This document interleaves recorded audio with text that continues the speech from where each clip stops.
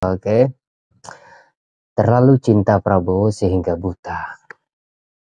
Pada debat ketiga kemarin banyak sekali orang yang menganggap bahwa Anies Baswedan itu tidak beretika ketika debat karena memberi penilaian atas kinerja Prabowo sebagai Menhan Menteri Pertahanan dengan nilai yang sangat rendah, yaitu 11/100.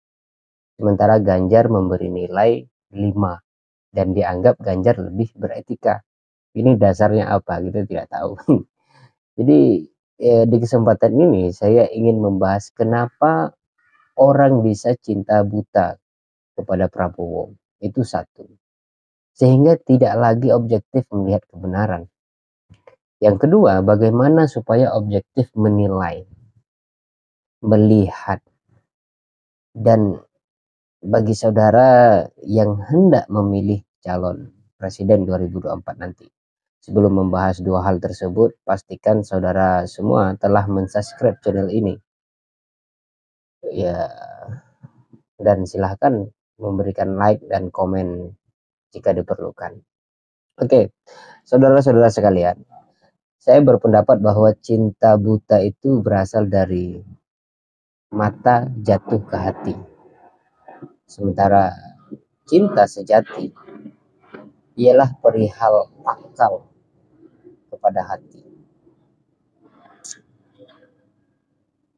Kenapa begitu?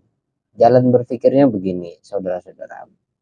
Mata berfungsi sebagai untuk melihat fisik tentunya, tubuh atau materi.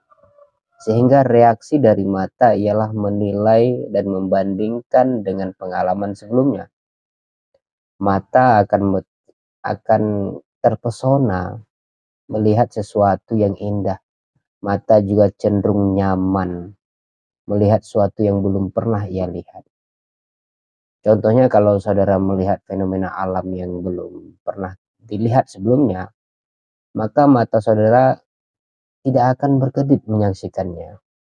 Begitu juga kalau mata melihat pesulap di panggung, ia kuat dan tahan, tidak ngantuk.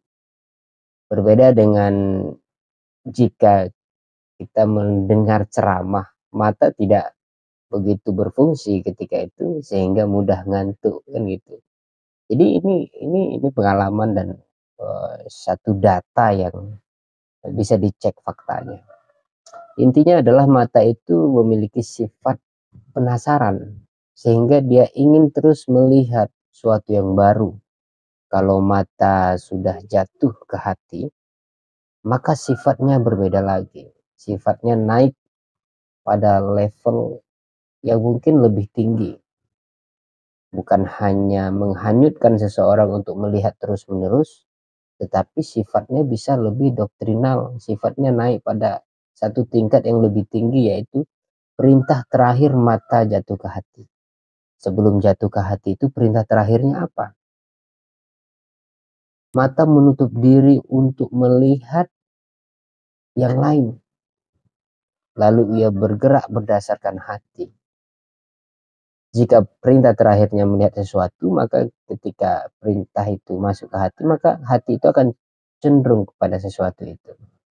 Itulah cinta buta yang sebenarnya kalau dipikir-pikir lebih tepatnya adalah perintah dari keinginan yang buta. Jadi jangan pernah mengatakan lagi setelah mendengar video ini, cinta itu buta. Cinta itu tidak ada yang buta. Cinta itu melahirkan fanatisme. Cinta itu tidak melahirkan fanatisme.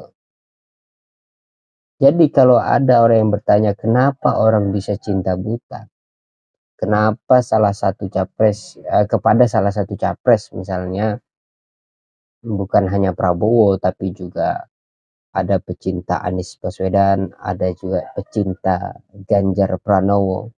Jawabannya tidak sederhana. Karena cinta itu dimulai dengan cara yang salah. Cinta buta itu dimulai dengan cara yang salah. Menilai pakai mata lalu bermain dengan hati yang rapuh. Dampaknya jelas dan nyata sekali. Banyak orang yang mudah tersinggung kalau ada yang kritik orang yang dia cintai. Contohnya seperti debat ketiga kemarin gitu.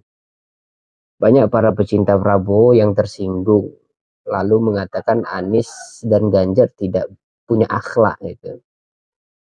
Tidak sampai di situ, caci maki pun bertebaran di dunia maya dalam bentuk komentar, story, sosial media.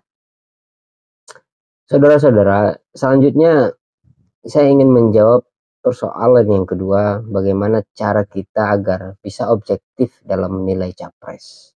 Tentunya dalam hal ini nanti menentukan pilihan Presiden 2024. Bukan dengan meniadakan cinta, oleh karena tadi saya menyebutkan cinta itu buta, kemudian kita meniadakan cinta, tidak. Tapi ada cinta yang sejati. Cinta itu adalah anugerah atau given. Hanya saja berhati-hatilah terhadap cinta buta. Karena sesungguhnya cinta sejati tidak pernah menutup akal untuk berpikir jernih. Mungkin kita bisa berdebat panjang soal cinta, tapi izinkan saya terlebih dahulu menjelaskan bahwa cinta buta adalah cinta yang bersumber dari nafsu, yang identik dengan suka memuji berlebihan orang yang dia cintai, gampang marah kalau ada orang yang berbeda dengan pandangannya tentang orang yang dia cintai. Cinta sejati tidak begitu. Cinta sejati muncul karena ada kesamaan pikiran yang kemudian hendak diperjuangkan bersama.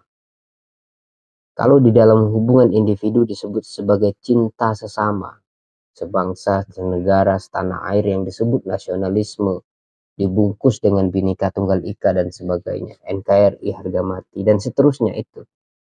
Kalau dalam kebutuhan biologis ada persamaan keinginan itu tadi, maka itu disebut sebagai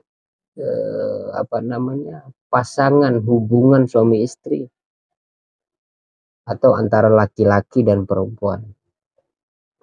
Jadi reaksi dari hinaan dan cemoohan orang lain bukanlah dengan marah dan caci maki, tetapi dengan membuktikan bahwa cerita mereka tentang orang yang dia cintai tidak benar. Gitu. Lalu bagaimana kalau cerita orang itu atau cemoohan orang itu benar? Nah, ini yang repot. Jadi begini saudara-saudara. Jadi kalau ada masukan dari orang lain yang menyakitkan karena itu benar adanya, sebagai pecinta melihat hal itu bukanlah hinaan dan caci maki, melainkan kritik untuk membangun. Intinya adalah jangan fanatik buta kepada salah satu capres yang sedang berlaga hari ini, karena itu hanya akan menyesatkan pikiran. Mulailah melepaskan mereka semua dan cintailah mereka yang memiliki kesamaan pikiran denganmu. Karena cinta sejati itu adalah cinta dalam kebenaran. Jika saudara mencintai negeri ini, maka pilihlah di antara mereka yang sedang berlaga di Pilpres 2024 ini yang juga mencintai negeri ini atau yang lebih mencintai negeri ini. Caranya bagaimana? Lihat dan amati siapa mereka, siapa di belakang mereka, dan apa yang telah dibuktikan oleh mereka. Gitu. Bukan fanatik buta dan kemudian kita mencaci maki di media sosial. Terima kasih. Begitu kira-kira cinta itu tidak buta. Cinta yang buta adalah cinta yang salah, berasal dari nafsu. Terima kasih. Salam akal sehat. Wassalamualaikum warahmatullahi wabarakatuh.